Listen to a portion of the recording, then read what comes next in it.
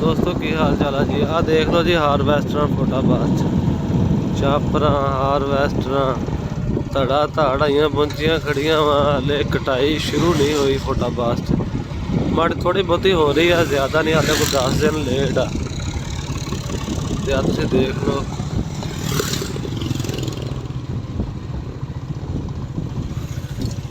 तूड़ी तूड़ी शरीर ले जाने लिए जेह्ड़े दूर लोडर देख लो जी मशीन वाले भाई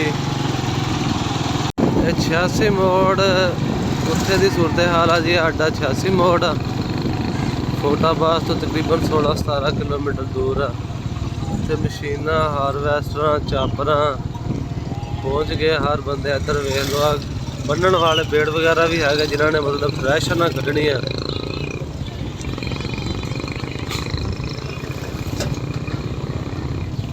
देख सकते हो